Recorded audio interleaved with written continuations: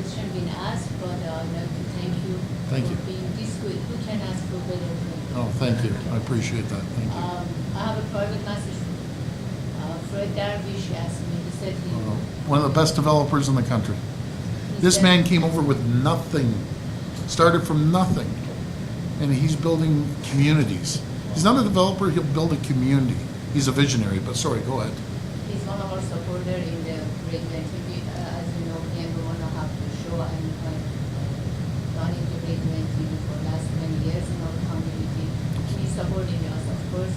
And today he find out that we are meeting him, and he said, say hi to him and tell him he's not alone.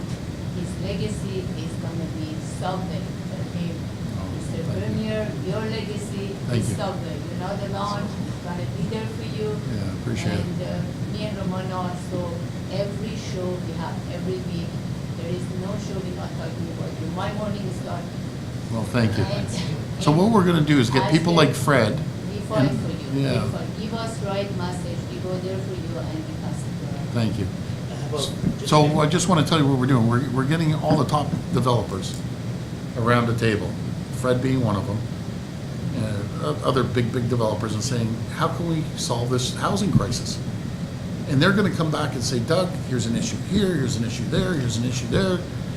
One example, someone told me they took 3-4 years because they were in this area and the Minister of Natural Resources came by and said, there's a rare bat.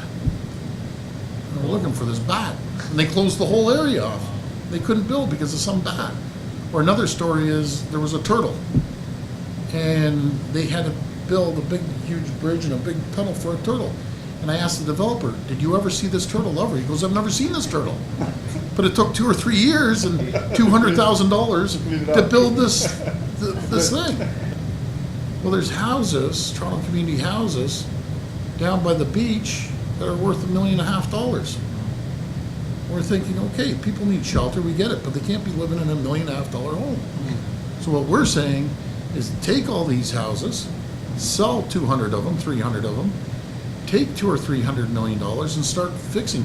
So the housing's there in some of these apartments, no one's living in them. They're empty.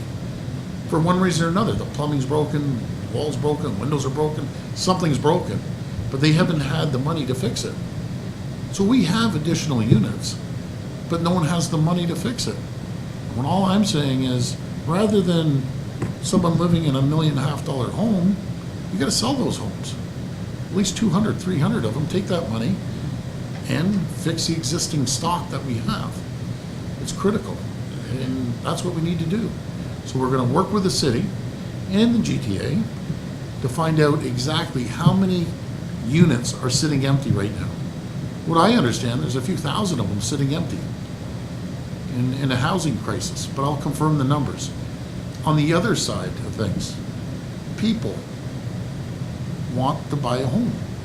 Not everyone, some people like the condos, but especially younger people, they want to buy a home, they can't afford it. They can't afford to buy a home here or in the GTA. And I'll use my daughter as an example. My daughter moved out to Milton, thought it'd be lower cost. A townhome is $800,000, $700,000. A townhome in Milton. You go to Burlington, it's no better. Mississauga's just saying, Brampton, same thing. And it comes down to supply and demand. With any product in the world, it's supply and demand. We have a demand up here and a supply here. We're running out of space. And you have a postage stamp of property, man, developers building on it instantly. And I feel we need to build more. We have to cut down on all the regulations, because to build, let's say, a condo, it could take 7 years. 7 years to build a condo by the time they go through all the steps and approvals and then you build a housing complex. You got to go through every environmental issue, Ministry of Natural Resources. So what we're changing, we're calling it one-stop shop. They're going to go to the window for a permit. They're going to one place, and it can't take longer than a year. No more 7 years, no more 5 years, 1 year. And for any reason we can't get an approval in 1 year, it's up to the people to tell the contractor, we can't do it for one reason or another. But they have to be notified instead of being dragged out.